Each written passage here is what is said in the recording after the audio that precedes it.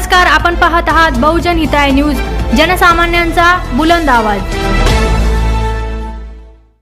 सर्व पत्रकार बांधवांचे या ठिकाणी भीमटेकडी परिसर आणि जागतिक धम्म परिषद संयोजन समितीच्या वतीने आपलं सर्वांचं या ठिकाणी हार्दिक स्वागत आहे। भारतामध्ये प्रथमच 70 वर्षानंतर होणारी बौद्ध धम्म परिषदेचं आपण आयोजन केलेलं आहे आणि ते आयोजन गेली 10 महिन्यापासून आपण करत आहोत। काय नेमकी तयारी सुरू आहे, पुढे कशा पद्धतीचं काम करायचं आहे, काय काय आमच्या उपाययोजना आहेत, या संदर्भामध्ये या धम्म परिषदेच्या अनुषंगाने पूजनीय आदरणीय प्राध्यापक धम्मदर्शनाजी महाथेरी आपणास या ठिकाणी सखोल असं मार्गदर्शन करतील, पत्रकार परिषदेला संबोधित करतील। मी माताजींना विनंती करतो की आपण पत्रकार परिषदेला संबोधित करा। आमचे महाउपासक बस्ते साहेब, या कार्यक्रमाचे स्वागत अध्यक्ष आमचे भाऊ मगरी, त्याचबरोबर आमचे महाउपासक सुनीलजी वाकेकर, आमचे रवींद्र भाऊ तायडे, आमचे दांडगे साहेब, त्याचबरोबर गोंडाने सर, प्रकाश इंगळे यांनी ही पत्रकार परिषदेचं फार मोठ्या 3 दिवसापासून नियोजन करतात। रतन कुमार साळवे, निळे प्रतीक, आमचे दांडगे साहेब, त्याचबरोबर आमचे संगीत म्युझियमचे दांडगे साहेब, जोगेंद्र तायडे, अनिकेत वाड, सुधाकर उमाडे, आमच्या महिला मंडळ अनिताताई हुराडे, आमचे दानदाते गेल्या 25-26 वर्षापासून जे जोडलेले आहेत असे आमचे लव्हाडे साहेब, त्याचबरोबर आमच्या काकडे मॅडम, जोरे मॅडम, आमच्या दांडगे मॅडम, आमच्या सर्व महिला मंडळ, आपल्या सर्वांना आम्ही मंगल कामना करतो, शुभकामना करतो। खरं तर आज या औरंगाबाद शहरामध्ये आपण नवीन इतिहास घडवत आहोत। या जागतिक परिषदेमध्ये 70 वर्षानंतर प्रथमतः भारतात ही जागतिक परिषद आपण घेत आहोत। प्रियजनो, ही जागतिक परिषद याचा अर्थ असा आहे की 1954 मध्ये परमपूज्य भारतरत्न डॉक्टर बाबासाहेब आंबेडकर, त्याचबरोबर आमचे गोंदका गुरुजी, भदंत आनंद कौशल्य भारतामधून भारताचे प्रतिनिधी म्हणून ब्रह्मदेशात अर्थात रंगून शहरामध्ये जी जागतिक परिषद झाली होती, 6वी संगीती झाली होती, त्या संगीतीमध्ये भारतातील प्रतिनिधी म्हणून उपस्थित होते। ज्या जागतिक संगीतीमध्ये बाबासाहेब उपस्थित असताना बाबासाहेबांनी तिथून आल्यानंतर 14 ऑक्टोबर 1956 साली नागपूर या शहरामध्ये 9 कोटी जनतेला बौद्ध धम्माची दीक्षा दिली आणि धम्मयान आपल्या या जगात सुरुवात झाली।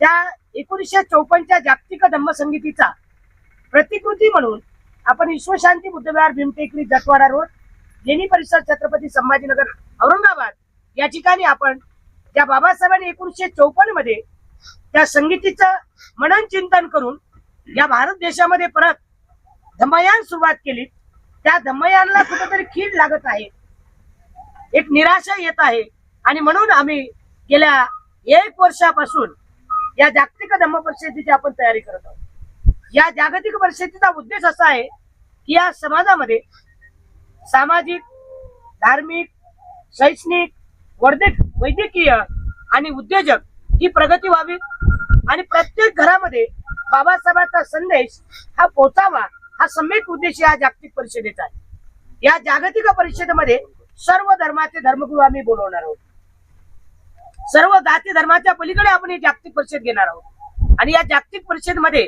सर्व समाजामध्ये समता निर्माण व्हावी, बंधुत्व निर्माण व्हावी, करुणा निर्माण व्हावी आणि प्रेम निर्माण व्हावं। या देशामध्ये जगाला बुद्ध हवा आहे, हे वातावरण धम्मयान परत निर्माण व्हावं, यासाठी आपण ही जागतिक परिषद घेत आहोत। या जागतिक परिषदेचा दुसरा अर्थ असा आहे की समाजामध्ये माणसाने कसं जगावं, माणसाने कसं खावं आणि शेवटी माणसाने कसं मरावं, म्हणजेच बुद्ध धम्म आहे।